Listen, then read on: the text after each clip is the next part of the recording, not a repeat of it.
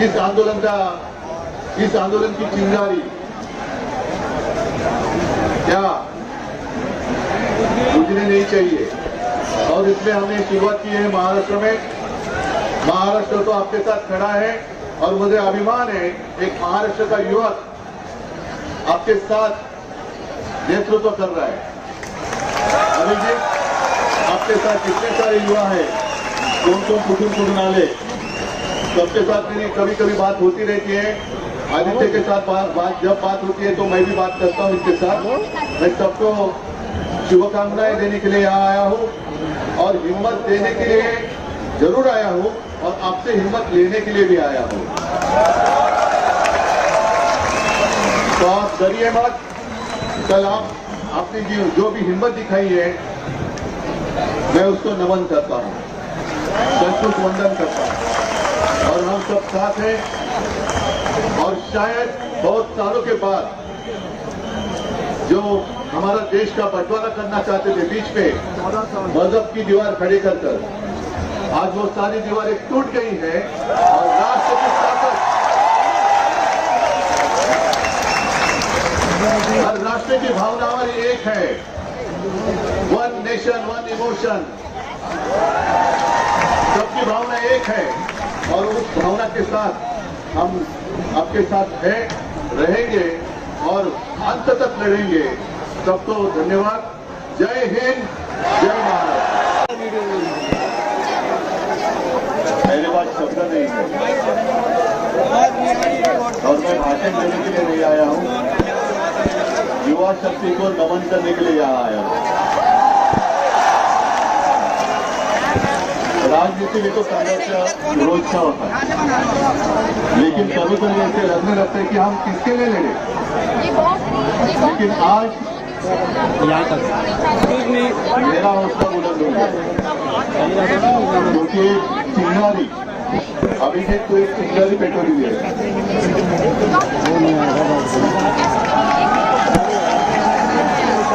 और ये चिंगारी ऐसे बोलने वाली नहीं है, हम नहीं बोलने देंगे।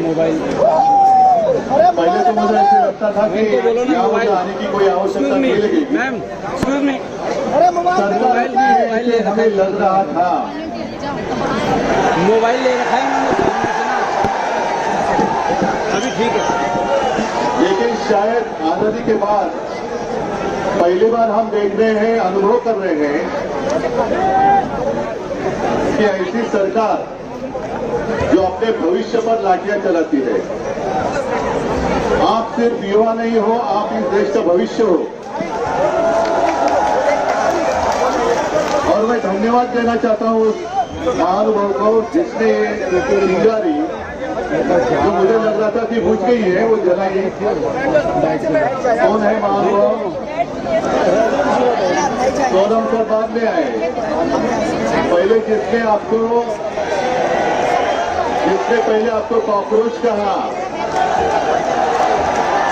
ये देश कोई कॉकरोच का देश नहीं है,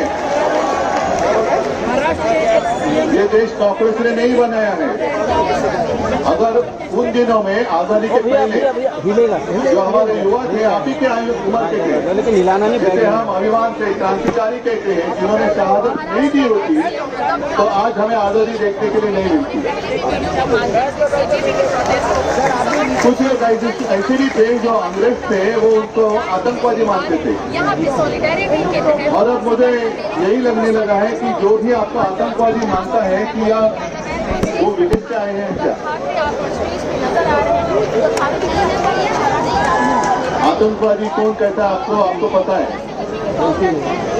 और आप आज अनुभव कर रहे हैं कि इतनी बेरहमी से ये सरकार आपके साथ पेश आ रही है। कल जिस तरीके से उन्होंने आपको पीटा, एक बात अच्छी लगी क्योंकि आप सबके हाथ में एक मोबाइल फोन है। मैं कल से देख रहा था कि कुछ गुंडे आपके ऊपर डंडे चला रहे थे और अभिजीत मैंने देखा एक गुंडे का फोटो वायरल किया है, वांटेड, ऐसे ही करो। कहाँ जाएंगे ये लोग? आज शायद कुर्सी पे बैठे हैं, लेकिन कुर्सी में कल आप में से कोई बैठने वाले, आप में से बहुत सारे लोग बैठने वाले, तब देख लेंगे।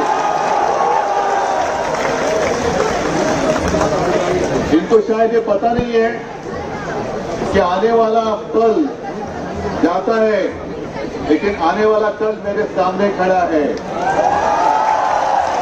तब हम देख लेंगे। और मैं सबको धन्यवाद देता हूँ, अभिजीत तुला खास करून धन्यवाद देतो कि तू पुढाकार घेतला। ये कोई आसान बात नहीं थी। अभिजीत तो अपनी शिक्षा में व्यस्त था, वहाँ यूएस में था, क्या जरूरत थी उसको यहाँ आने के लिए, लेकिन उसको देखा नहीं गया, कहा नहीं गया कि मेरे ही देश में मेरे साथियों के ऊपर अन्याय हो रहा है। कितने सारे बच्चों ने खुदकुशी की है, मुझे लगता है यहाँ उसकी फोटो लगाई गई। वो एक गाना है ना, वो हमेशा याद रखो, जरा याद करो कुर्बानी। वो आजादी के लिए लड़े थे हमारे जवान, जो सरहद पर खड़े रहते, लेकिन ये मेरे देश में, आजाद देश में बच्चे पेपर लीक के कारण खुदकुशी कर रहे हैं, उसको याद रखना पड़ेगा। ठीक है, चुनाव के लिए 2-3 साल है, रहेंगे, होने दो, मतलब अपने पास बहुत समय है। अब तो शुरुआत हुई है, अब हमारा जंग शुरू हुआ है। जब तक क्या मांगे हमारी मांग क्या है, सत्ता बदली करना होगा।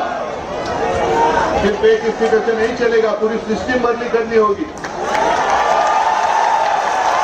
अगर एक अकेले को हम निकाल देंगे तो चलने वाली नहीं है बात। जब तक सरकार बदली नहीं करेंगे, तब तक आपकी जिंदगी में कोई बदलाव नहीं आने वाला है। और मैं तो अभिजीत को पहले दिन से कहते आ रहा हूं